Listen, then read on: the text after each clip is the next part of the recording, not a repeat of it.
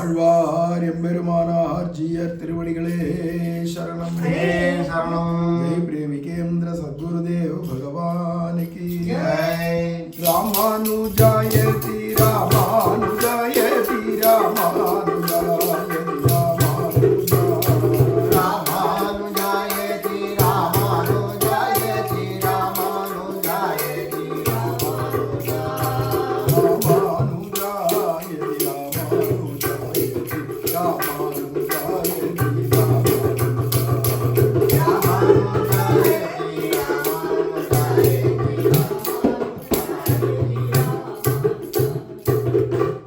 பெரியவாச்சான் பிள்ளை திருவடிகளே சரணம்.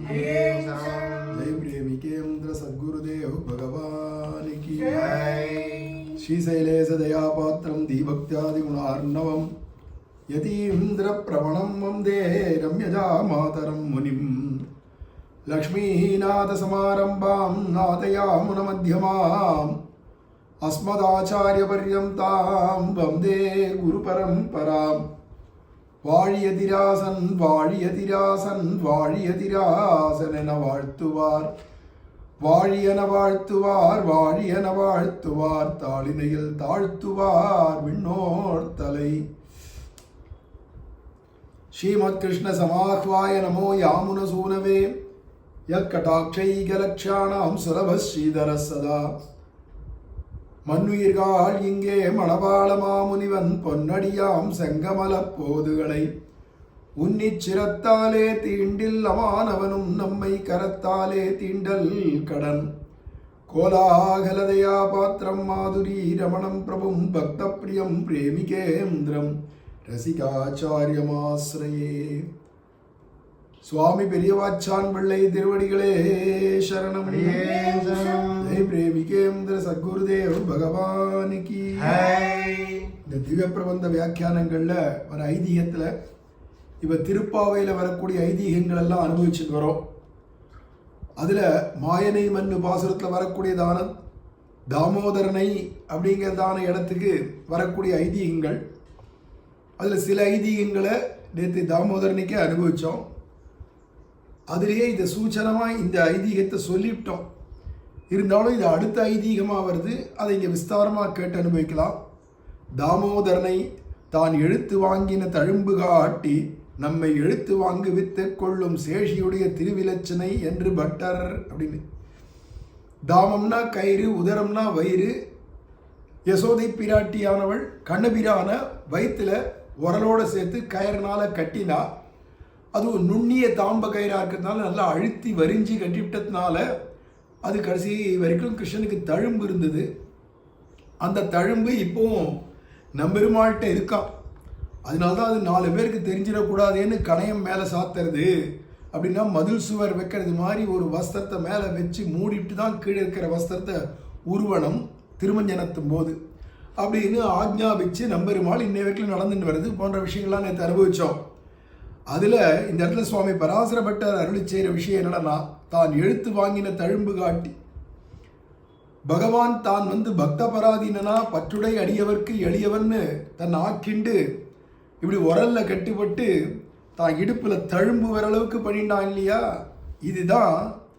இது எதுனாலடானா, நான் அடியவர்க்கு அடியவனா எளிமையாக நான் வந்துடுவேன்னு தன்னுடைய சௌலபியத்தை காண்பிச்சு நம்மளெல்லாம் அவனுக்கு அடிமையாக்கினுட்டான். நான் உங்களுக்கெல்லாம் அடிமைன்னு சொல்லிண்டே நம்மளை அத்தனை பேரையும் தனக்கு அடிமைப்படுத்தின்றதான ஒரு வைபவமாக இருக்கிறதுனால தான் நம்ம தழும்பு காட்டி நம்மை எழுத்து வாங்கி வித்து கொள்ளும் சேஷினுடைய திருவிலச்சனை.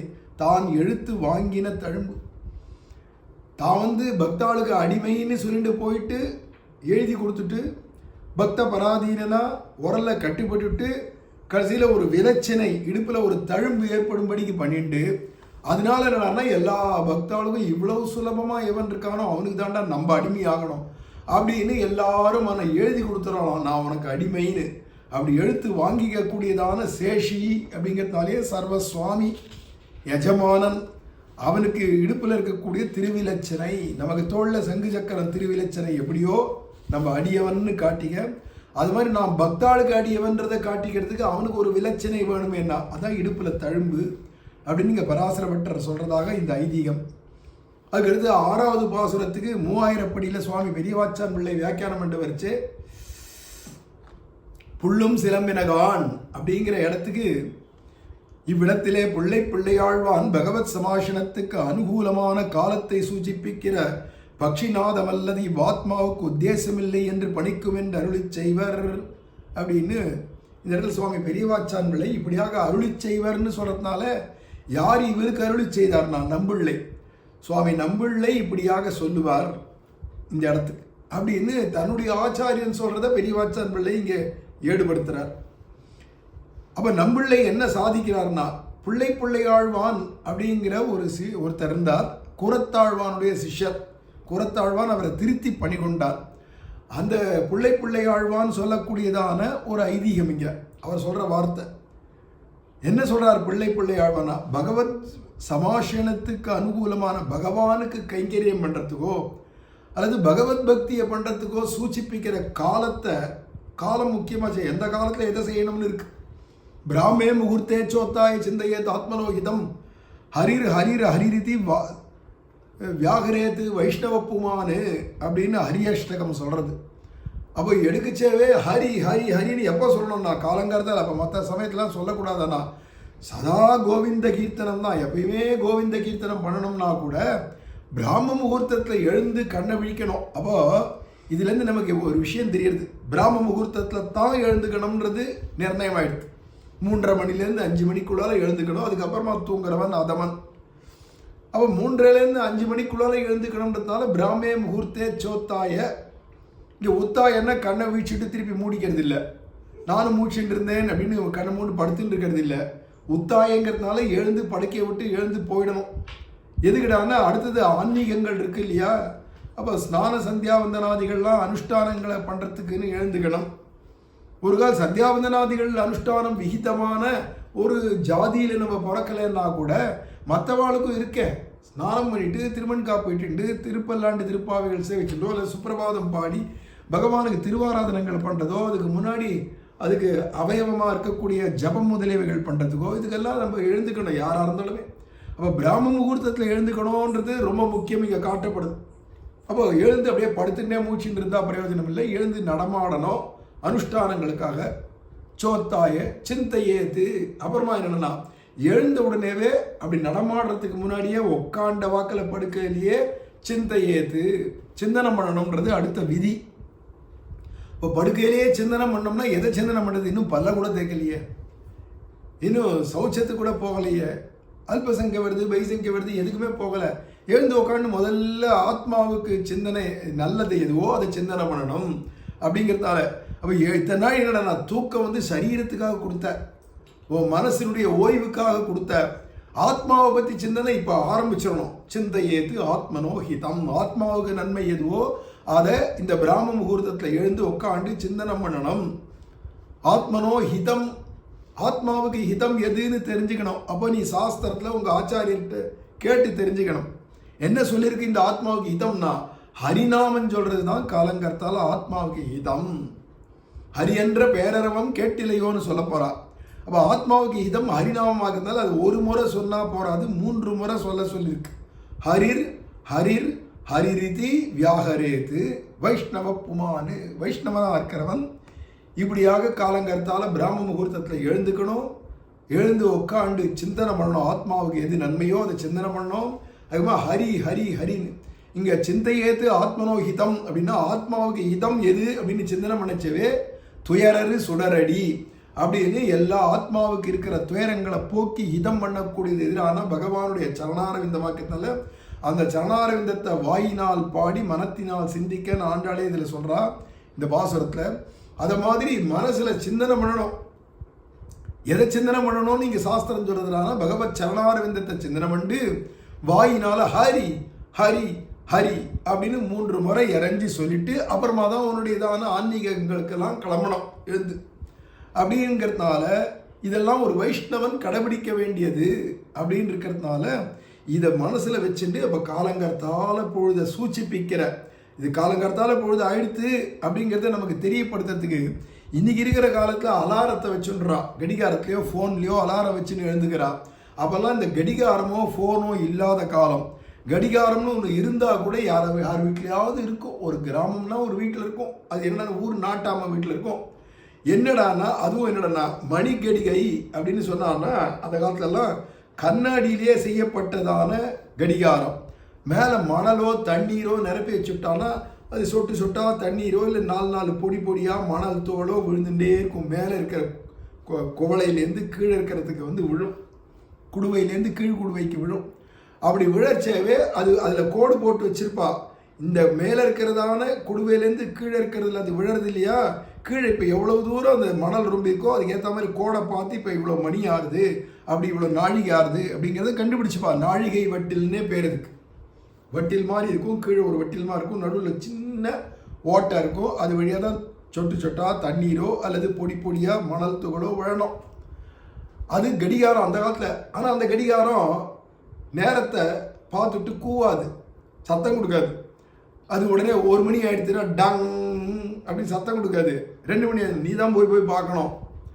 அப்போ அந்த காலத்தில் அலாரம்ன்றது பேரில் கடிகாரம்னு இருந்தால் கூட நாழிகை வெட்டில்னு இருந்தால் கூட, ஆனால் அலாரம் இல்லாத காலத்தில் பின்ன எதை கொண்டு தான் பொழுது விடியறதுன்றதை தெரிஞ்சுக்க முடியும்னா பட்சிகள்லாம் கூவுறது இல்லையா காலங்கர்த்தால அதெல்லாம் 3:30 மணிக்கே எழுந்துக்கிற பட்சி, 3 மணிக்கே எழுந்துக்கிற பட்சி, 4 மணிக்கு எழுந்துக்கிற பட்சின்னு ரகரகமாக இருக்குது. அதில் 5 மணிக்கு மேலே எழுந்துக்கிறது அப்படிங்கிற ஒரு பறவை இருக்குது. இருக்கிறதுலே மட்டமான அதமமான பட்சி காக்கா தான்.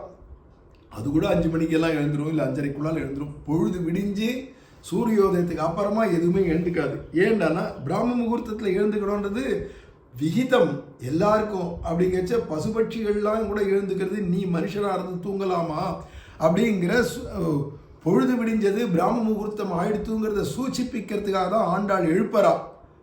அதுக்கு என்னடா சூச்சனம்னா புல்லும் சிலம்பினகான் அப்படின்னு காட்டுறா. பறவைகள்லாம் அங்கேயும் இங்கேயும் கீச்சி ஊச்சினோ கிளவிலானோ சத்தம் கொடுக்குறதே, கீச்சு கீச்சுலாம் சத்தம் கொடுக்குறதே, அதை கொண்டே பொழுது விடிஞ்சதுக்கு அடையாளம் இல்லையா? நீ இதை சொல்லி எழுப்புறதுக்கு காரணம் என்ன அப்படின்னா, அதுக்கான காரணம் இங்கே என்னன்னா, அந்த பிராம முகூர்த்தம் ஆத்மாவுக்கு இதமான பகவத் விஷயத்தில் ஈடுபடணும். அதுவும் திருப்பாவை நோன்புக்கு நம்மளாம் போய் ஸ்நானம் பண்ண வேண்டாமா, போய் பகவானுக்கு சுப்பிரபாதங்கள்லாம் பண்ண வேண்டாமா, அதுக்குன்னு நோன்பு இருக்கோமே, விரதம்னு சங்கல்பிச்சுட்டு இருக்கோமே அப்படிங்கச்சே. இப்போ அந்த காலத்தை சூச்சிப்பிக்கிற பறவைகளுடையதான நாதம் இருக்கு பாரு, அனக்ஷர சப்தம், அது கூவுறதே, அதுதான் நமக்கு இப்போ உத்தேசமா. இந்த ஆத்மாவுக்கு எது உத்தேசம்னா கிருஷ்ணனுடைய கைங்கரியம் தான் உத்தேசம். அந்த கிருஷ்ணனுடைய கைங்கரியத்தை எந்த சமயத்தில் பண்ணணுமோ அந்த சமயத்தை நமக்கு காட்டி கொடுக்குற பறவைகளுடைய நாதம் தான் நமக்கு லட்சியம் அப்படிங்கிறத பிள்ளை ஆழ்வான் சொல்கிறாராம். அதில் அவர் சொல்கிற வார்த்தை இங்கே என்னென்னா, பகவத் சமாஷனத்துக்குன்னா பகவானுடைய கைங்கரியாதிகளுக்கெல்லாம் அனுகூலமான காலத்தை சூச்சிப்பிக்கிற பட்சி நாதம் அல்லது இவ் ஆத்மாவுக்கு உத்தேசமில்லை அப்படின்னு சொல்லுவாராம். அப்போ ஆத்மாவுக்கு ஹிதம் காலம், அந்த காலத்தில் அந்த ஹிதத்தை தேடிக்கணும். அந்த காலமும் எப்படான்னா, காலமும் எப்படி தெரிஞ்சுக்கிறதுனா பறவைகளுடைய நாதத்தை கொண்டு. எல்லாம் பறவைகளுடைய நாதம் நமக்கு உத்தேசமாக்கிறதுனால தான் ஆண்டாள் அவளுக்கு கைங்கரிய லட்சியம், கிருஷ்ணனுடைய கைங்கரிய லட்சியம், அதுவும் கோபிகளுடையதான அதாவது தோழிகளுடையதான சமாகமம் கூடி இருக்கிறது முக்கியம். இருந்து கைங்கரியம் பண்ணணும். இத்தனை தான் அவளுக்கு இது அத்தனையும் லட்சியம்னுச்சே. அதை அடையிறதுக்கான காலம், அந்த காலத்துக்கு வேண்டியதான பட்சிகளுடைய நாதம், இது எல்லாமே நமக்கு உத்தேசம்ன்றதை இங்கே காட்டுறார் ஸ்ரீ பிள்ளை ஆழ்வான். அதே புல்லும் சிலம்பினகானுக்கு 4000 படி வியாக்கியானம் ஜனன்யாச்சாரியர் பண்ணுறார்.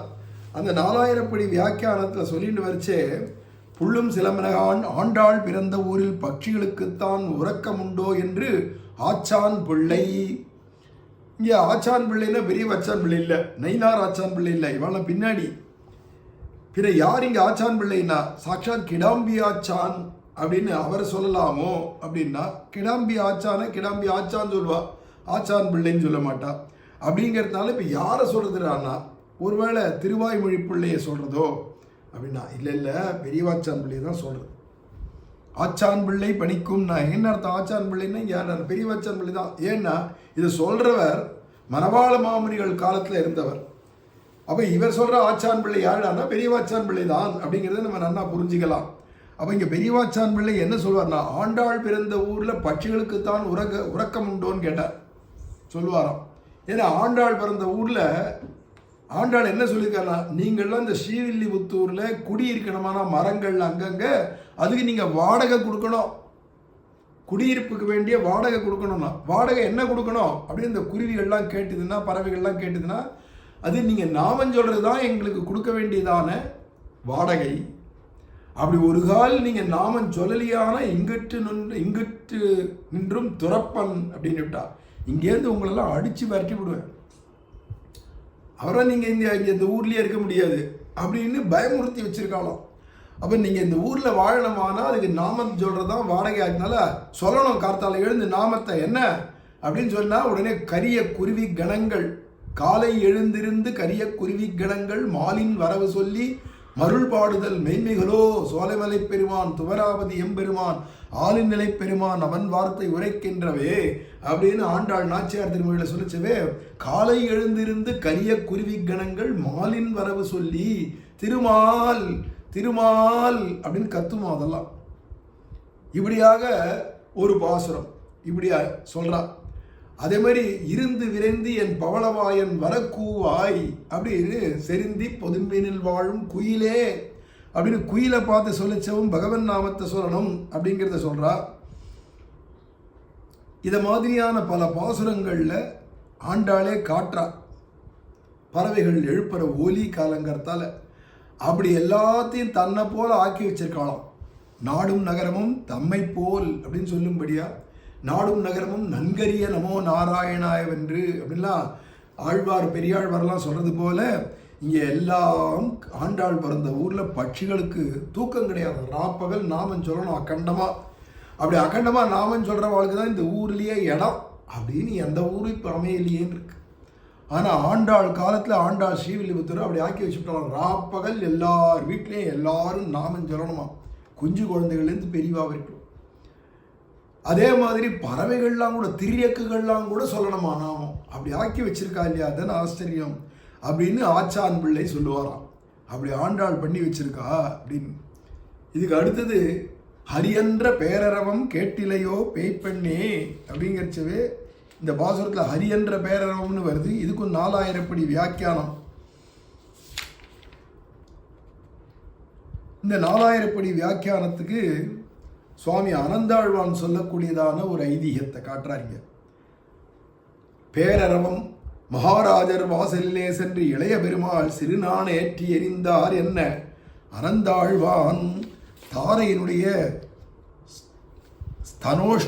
ஸ்தனோஷ்மாவை பற்றி கிடந்த ஆந்தியமும் திருகைக்கு போரும் துவனி என்றான், திருகைக்கு போரும் துவனி என்றான் இப்படின்னு அனந்தாழ்வானுடைய வார்த்தைங்க. பேரறம், பேரிரைச்சல், எல்லாம் பறவைகள்லாம் அது பாட்டுக்கு கத்துறதே, கீழபிலான்னு கத்துறது, ஹரி ஹரின்னு கத்துறது, இதெல்லாம் உன் காதில் விழலியா பேரறவமா அப்படின்னு கேட்குறா இல்லையா. இந்த பாசுரத்துக்கு வரைச்சே மகாராஜர் வாசலிலே சென்று இளைய பெருமாள் சிறுநானேறி ஏற்றி எரிந்தார் அப்படின்னு. இது என்னடான்னா, சுக்ரீவனுக்கு பட்டாபிஷேகம் பண்ணி வச்சுட்டார் ஸ்ரீராமர். சுக்ரீவனப்பா உடனே சொன்னான், அந்த ஈரத்தலை கூட காயலை, தலையில் அபிஷேகம் பண்ண அந்த ஈரத்தலையோடு வந்து விழுந்து சேவிச்சு ராமரை பார்த்து ரிஷிமுக பர்வதத்தில் வந்து சேவிச்சான் மலை குகையில். இப்போவே சீதா பிராட்டியை தேடி புறப்படலாமா அப்படின்னு கேட்கச்சவே ராமர் சொன்னார், இப்போ மழை காலம் ஆரம்பிச்சிருத்து, மாரி காலம், இப்போ நீ போய் தேடினா கூட கண்டுபிடிக்கிறது ரொம்ப கஷ்டம். மேலும் இப்போ தான் உனக்கு பட்டாபிஷேகமாக இருக்குது, நீ இன்னும் உன் ராஜ்யத்தை அடைஞ்சி சுகபோகத்தெல்லாம் அனுபவிக்கிற, மேலும் இப்போ காலமும் இல்லை போய் தேடுறதுக்கு. அதனால இந்த 4 மாதம் வரைக்கும் நீ சுகபோகங்களை அனுபவிச்சுட்டு அப்புறம் தேடுறதுக்கு வேண்டியதான பிரயத்தனங்கள்லாம் பண்ணிட்டு நீ 4 மாதம் முடிஞ்சு மாரி காலம் முடிஞ்ச உடனே மார்கழி மாதம் வாக்கில் நீ வரலாம் அப்படின்னு சொல்லி அவனை அனுப்பிச்சு விட்டார். அனுப்பிச்சுட்டு ராமரோ இங்கே விரகத்தில் கண்ணீர் விட்டுட்டே இருக்கார். சீதே ஜானகி மைதிலின்னு கண்ணீர் விட்டுட்டே இருக்கார். அங்கே சுக்ரீவன் போனா இல்லையா, என்ன இருந்தாலும் சபலம் குரங்கனுடையதான பிறப்பாக இருக்கிறதுனால அந்த யோனியாக இருக்கிறதுனால சபலமும் உண்டு. மேலும் பகுகாலம் மனைவி மக்களோட எந்த சுகபோகத்தையும் அனுபவிக்கலவன், சாப்பாடும் நிம்மதியாக சாப்பிடலை, அவளுக்குரியதான என்ன மதுபானங்கள்லாம் உண்டோ அதெல்லாம் பண்ணலை. அப்படியே எங்கேயோ ஒரு இடத்துல போய் நாடோடி மாடி பிச்சைக்கார நாட்டம், அது காட்டிலும் இங்கேருந்து அங்கே அங்கேருந்து இங்கேன்னு அலைஞ்சிட்டு பரதேசி மாதிரி கடந்தான். வாலியை கண்டு பயந்துண்டு வாழ விடல வாலியும். இப்ப கிடைச்சது தன்னுடைய மனைவியான ரூமாவையும் அடைஞ்சான், அண்ணாவுடைய மன்னியா இருக்கக்கூடியதான தாரையும் அடைஞ்சான். அவள் எல்லாம் என்னடா போயிட்டாளானா பர்த்தாவாக இவனே இருந்து ஏத்துக்கிறதுன்றது ஒரு வழக்கம்.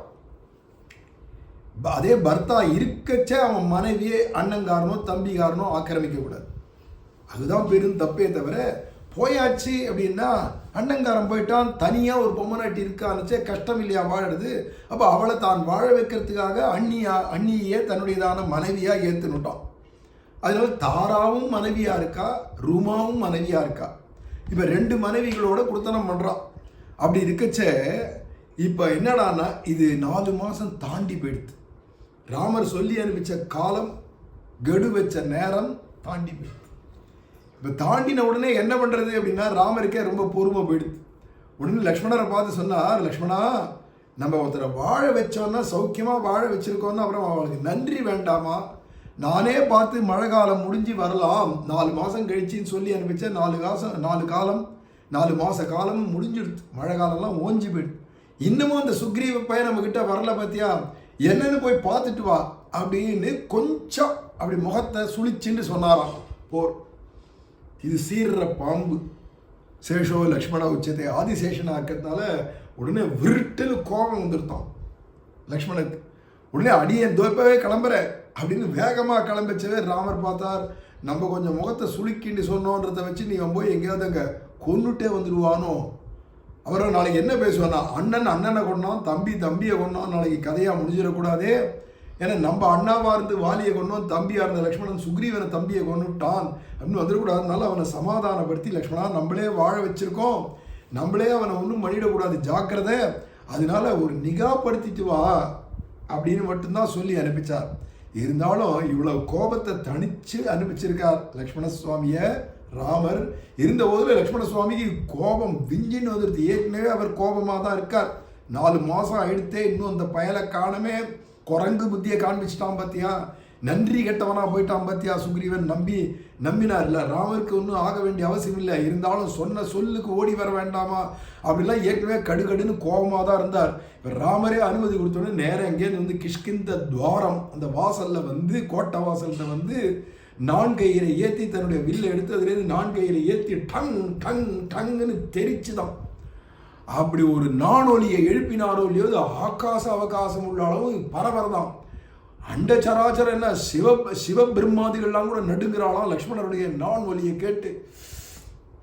தேவர்களுக்கே நடுக்கமாக போயிடுது. அப்படிங்கச்சே உள்ள படுத்துட்டுருக்கிறவனுக்கு எப்படி இருக்கும், எங்கேயோ அண்டங்களில் மேலே இருக்கிற லோகத்துல எல்லாம் போய் துவனிக்கிறது, பயங்கரமான கதியை கலக்கிறது. அந்த துவனின்னச்சே இது சாரங்க உதைத்ததான ஒரு பெரிய துவனி போல இருக்கு. இவர்களும் சாரங்கம் தானே அதுவும்.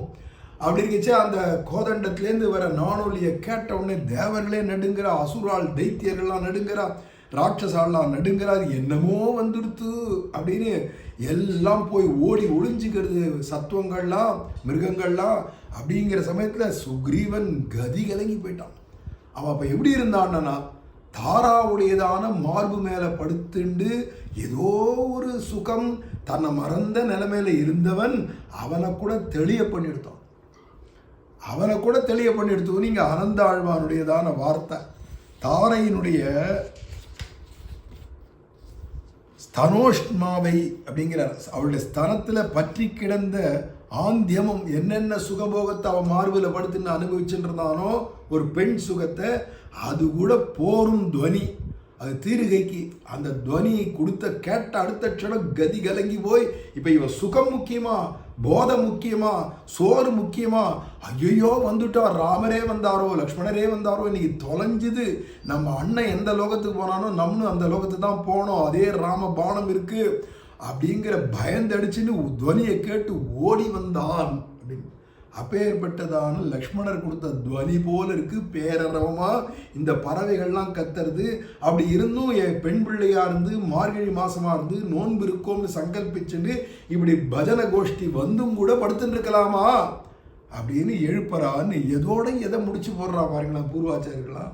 ஏன்னா அந்த துவனி எல்லா லோகங்கள்லையும் போய் பரவினா போல லக்ஷ்மணருடையதான நானொலி அதை மாதிரி இங்க எல்லா லோகங்கள்லையும் போய் பரவும்படிக்கு அந்த நாதம் பேரரவமாக இருக்குது, அது உன் காதில் வேலியோ அப்படின்னு ஆண்டாள் எழுப்புறதாக இங்கே ஒரு ஐதீகத்தை கொடுத்தார் 4000 படியில் அப்படின்னு. இதுக்கு மேலே சிந்தையந்தி அப்படிங்கிறதான ஒரு கோபியினுடையதான விஷயத்தை பற்றி சொல்ல போகிறார். புல்லாய் எழுந்திராய்ங்கிறதுக்கு இது ஏற்கனவே இந்த ஐதீகம் நம்ம முன்னாடியே கேட்டிருக்கோம். இருந்த போதிலும் அதை திருப்பி மேலே நாளைக்கு அனுபவிக்கலாம். ஆழ்வார் எம்பெருமானார் ஜீயர் திருவடிகளே சரணம். ஜெய் பிரேமிகேந்திர சத்குருதேவ் பகவானுக்கு ஜெய். ராமானுஜா யதி ராமானுஜா யதி ராமானுஜா யதி ராமானுஜா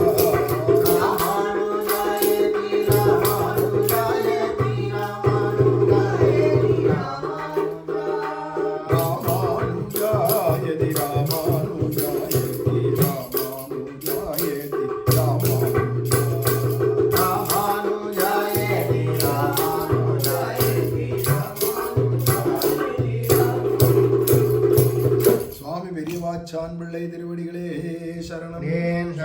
ஜெய் பிரேமிகேந்திர சத்குருதேவ் பகவானுக்கு. ஸ்ரீமதே ராமானுஜாய நமஹ.